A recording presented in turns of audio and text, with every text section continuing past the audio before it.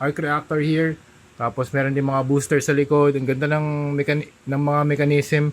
Look at this part yung sa elbow. Hindi siya hindi siya articulated. This is I think 1/6 scale statue to. Ang tangkad niya. Tapos dito rin sa may rear part niya, may mga silver na sections na may parang mga iba't ibang mga pipes. Tapos meron din dito mga arc reactors, boosters, tama. Tama ba? Sorry. Meron din ito arc reactor isa, I think ito ng mga boosters naman ito, mga booster din. Tapos meron din mga silver parts dito. Grabe, ang hirap niyang i-rotate. Sobrang bigat niya. Yan, very nice pose yan. Kung meron kayong 1/6 scale na Iron Man na Hot Toys, I think mga ganito yun. Mga 12 inches yun. Hindi ko lang sure kung anong scale nito. Baka 1/9 scale to or yeah, I think 1/9 scale.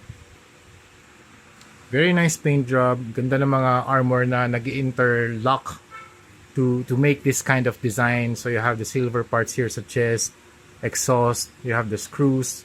Yan yung mga exhaust dito sa may shoulder pads, shoulder areas for mobility. Tapos dito rin sa mga inner parts.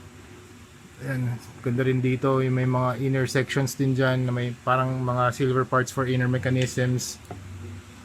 And overall, this is a very very nice statue. Sayang lang di ko pa alam yung brand, pero i-update ko na lang kayo if ever alam na natin yung brand nitong Hulkbuster na to. Super nice. And also ito yung switch out na hand, so you have the rectangular na repulsor.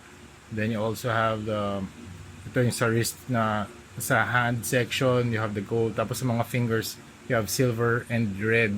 Tapos dun sa mga joints niya, meron siyang silver paint. Very nice. Tapos dito sa may part na to, nandyan yung magnet.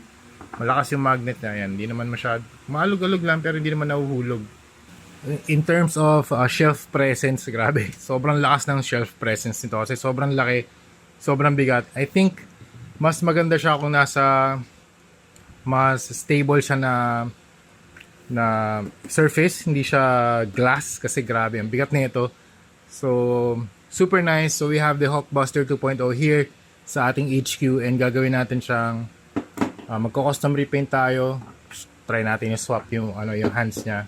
That's super badass. For LEDs naman, wala siyang LED, wala rin siyang articulation.